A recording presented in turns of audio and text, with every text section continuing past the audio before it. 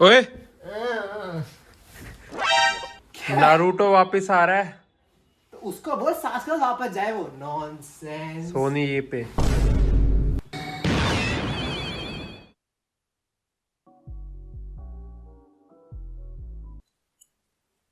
खाओगे? प्रैंक होना तुम्हारे साथ, इसलिए मैं और मेरी डार्लिंग कल रील्स बना रहे थे। मैं फोन में देखा कि मैसेज आया, मैंने चेक करा और मैंने देखा 100 के अब तक नहीं हुए। वैसे होने वाले, सो एडवांस में कांग्रेचुलेशन तुम लोगों को भी। रखा है उसको, मैं थक जाती वीडियो में बार बार आते हो। सो आई वाज टेलिंग कि तुम लोगों को बहुत मजा है कि व्यू नारुतो का सीजन 2 का प्रोमो आ चुका है, जो कि 1000% मुझे लगा कि फिर से कटने वाला है। मानो कि ऐसे ही होता है ना, जो न्यूज वाले चैनल है एनिमे के न्यूज, ये क्या करते हैं, ये काम करते हैं, अपने फोन खोलते हैं, उसमें कैलेंडर खोलते हैं और आंख बंद करते हैं और उंगली से कहीं भी हाथ रख देते हैं, मतलब पॉइंट कर देते हैं, और जोन सी डेट आ जाए ये वही बग देते हैं वीडियो के अंदर। इजी। नाउ आई थॉट ऐसा ही हुआ होगा फिर से, तो मैंने देखा और मुझे सोनी पे कोई भी प्रोमो नहीं मिला अगेन। सो मैं तभी समझ गया था कि हमारा फिर से कट चुका, पर मैं तभी देखा हमारे बड़े भैया की वीडियो आ चुकी है, और वो तो झूठ नहीं बोलेंगे ऑब्वियसली। सो मैंने वीडियो खोली, उन्होंने बताया कि यूट्यूब चैनल पे तब तक कोई अपलोड नहीं हुआ है, बट टीवी पे नारुतो का सीजन 2, 3, 4 तीनों एक साथ आने वाले हैं 12 दिसंबर से, ये बात बता दी गई है। So congratulations, Naruto is coming back after way too long. वैसे सोनी पे अब तक प्रोमो डाला नहीं है सीजन 2, 3, 4 का, मुझे भी शक हो रहा है पे। चलो नारुतो तो 12 को आ ही जाएगा, उसे साइड में करते हैं और अब बात करते हैं नारुतो की कुछ थ्योरीज के बारे में। नारुतो बोरुतो दोनों की थ्योरी शुरू करने से पहले जैसे छोटी चीज, इनमें से कुछ थ्योरीज पूरी मेरी हैं, कुछ मैंने कमेंट से उठाई है तुम लोगों के लिए। पहली थ्योरी शुरू करते हैं, और थ्योरी शुरू करते ही सवाल, तुम लोग मुझे बताओ अगर मैं बोलूं ओरोचिमारू तो तुम क्या सोचते हो उसके बारे में? एनिमे वाला सोचो, मैं जो अपने मेन चैनल पे दिखाता हूँ वो ओरोचिमारू नहीं है। तुम लोग में भी बोलो एक लेजेंडरी सानिन, ऐश की इमोर्टैलिटी पाने वाला, और एक मैड साइंटिस्ट। बट ये तो उसकी बातें जो लोगों को पता है सरफेस लेवल पे। आओ तुम्हें थोड़ा डीप लेके चलता हूँ, बिकॉज हाँ ओरोचिमारू के बारे में जितना तुम्हें पता है वो कुछ भी नहीं है। मैं तुम्हें बहुत कुछ बताने वाला हूँ इस थ्योरी के अंदर। नारुतो शिपुडन के अंदर हमने जो भी ओत्सुकीज देखे हैं, मतलब कागुया ही देखी है हमने, उनके साथ बस फाइटिंग देखी है। लॉर्ड टेंजी को छोड़ के उन्होंने तो बहुत कुछ करा ओत्सुकी के साथ। लॉर्ड टेंजी, उन्होंने तो पता नहीं। बोरुतो के अंदर हमें काफी कुछ पता लगा ओत्सुकी के बारे में, उनकी कारमा सील लॉर्ड टेंजी ने तो सील खोली थी भाई। नारुतो, सास्के, काकाशी, साकुरा और इतना कुछ लगे कागुया को हराने में, हरा भी नहीं पाए, सील कर पाए। और उधर लॉर्ड टेंजी ने, तो मैं बात कर रहा था कारमा सील के बारे में, जो कि जब बोरुतो ने मोमोशी को हराया था तब बोरुतो के हाथ में भी कारमा सील आ गई थी, हमें पता नहीं था वो क्या है। पर अब बोरुतो की मांग ऐसे आगे बढ़ रही है, बहुत कुछ पता लग रहा है उसके बारे में। अब जो कारमा की टेक्निक है, मतलब जो भी ओत्सुकी को हराएगा उसकी बॉडी पे कारमा आ जाता है और ओत्सुकी फिर उसके अंदर रीबर्थ लेता है। ये सेम टेक्निक तुम देखो, तुमने कहीं भी शिपुडन के अंदर देखे किसी को यूज करते हुए? बिल्कुल सही, वो मैड साइंटिस्ट ओरोचिमारू का कर्स्ड सील। देखो वही एग्जैक्ट कॉपी तो नहीं है, क्योंकि ऑब्वियसली ओत्सुकी सो गॉड लेवल क्रीचर्स हैं, ओरोचिमारू एक निंजा है बस, बट स्टिल कुछ हद तक बहुत अच्छा रेप्लिकेशन करा है ओरोचिमारू ने अपने सील का। देखो मेन थ्योरी ये है कि जब ओरोचिमारू डांजो के बाद मिला होगा और जो अपना भड़वा डांजो था उसके ऑर्गेनाइजेशन रूट के अंदर आया होगा, तब उनके पास ओत्सुकीज के बारे में काफी इंफॉर्मेशन होगी और उस इंफॉर्मेशन को लेके ही ओरोचिमारू ने ऐसी सील डेवलप करी होगी। क्योंकि ओरोचिमारू की कर्स सील और हमारी कारमा सील ओत्सुकी सील काफी सिमिलर है, थोड़ा डिफरेंस है बट सिमिलर ही बहुत है। सिमिलर कैसे है, जब कोई कारमा सील को यूज करता है तब उसकी बॉडी में कारमा की मतलब जो डॉट्स है पूरी लाइंस बन जाती है बॉडी के ऊपर, और ओरोचिमारू कर्स में जब कोई उसे यूज करता है तो उसकी पूरी बॉडी पे वो कर्स फैल जाता है। ओत्सुकी से कारमा सील के अंदर यूज करने पे वो ओत्सुकी की पावर यूज कर पाते हैं, ओरोचिमारू कर्स सील पे ओरोचिमारू पावर यूज कर पाते हैं। सिमिलर तो काफी है बट डिफरेंस यहीं पे जाता है, जो कि है रीबर्थ लेने में। ओत्सुकी के अंदर वो सीधा उस इंडिविजुअल के अंदर ही रीबर्थ लेते हैं और ओरोचिमारू उनको खुद से खाता है, मतलब खुद से कंज्यूम करता है काइंड ऑफ, अपने खुद के बनाए हुए जुत्सु से, जिसको ओरोचिमारू बोलता है लिविंग कॉर्प्स री इनकार्नेशन जुत्सु। इसके अंदर काइंड ऑफ ओरोचिमारू थोड़ा सिमिलर कॉन्सेप्ट फॉलो करता है कारमा सील जैसा, मतलब ओरोचिमारू भी काफी ज्यादा इन्फ्लुएंस हुआ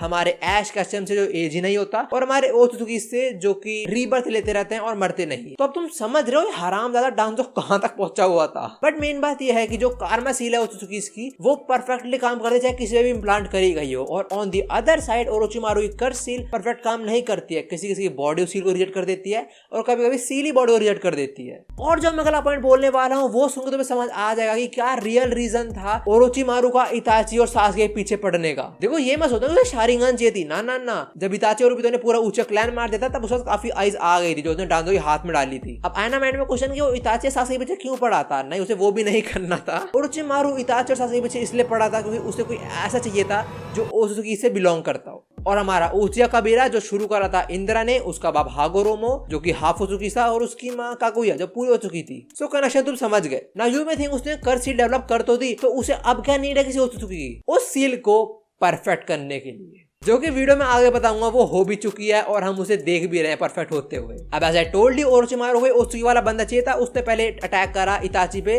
और इताची बीइंग सो पावरफुल, इताची ने ओरोचिमारू की मार ली। तो अगला टारगेट कौन बचा जो उचिया मैसेज के अंदर बचा था? Yes, none other than Sasuke. और ओरोचिमारू ने कोई टाइम नहीं गवाया और सास्के को कर दिया अपने सील से इन्फेक्ट, और सास्के ने ही ओरोचिमारू के वो लिविंग कॉर्प्स री इनकार्नेशन जुत्सु के अंदर ही मार ली ओरोचिमारू की। अब तुमको याद है ये कैरेक्टर भी था जिसका नाम था किमीमारू, और ये एक्चुअल में कागुया के क्लैन का डिसेंडेंट था। तो ओरोचिमारू ने इसे क्यों नहीं पकड़ा? इसे भी पकड़ा था, बट इसकी लाइफ खुद खतरे में थी। ये किसी डिसीज का शिकार था, तो उससे कुछ करने का कोई फायदा नहीं था, इसलिए उसने इताची और सास्के को टारगेट करा। और आगे छोड़ी तुम्हें पता है। और जैसा ही मैं थोड़ी देर पहले बोला था कि ओरोचिमारू ने अपनी सील परफेक्ट कर ली है, वो कहाँ करी तुम लोगों का सवाल होगा, तो वो हुई है नन अदर देन मित्सुकी के अंदर। या शायद ओरोचिमारू ने मित्सुकी को ऐसा क्रिएट करा है कि जो भी मित्सुकी को मारे उसके अंदर मित्सुकी कारमा सील डेवलप हो जाए। ये थ्योरी झकास। अब कुछ चीजें और नोट करो, मित्सुकी का जो अपीयरेंस है वो कुछ हद तक ओत्सुकी जैसा मिलता है। और जिन लोगों ने बोरुटो देखा है इतने वेल लो, बस फिलर देखते हो। और जिन्होंने बोरुटो की मांगा पढ़ी है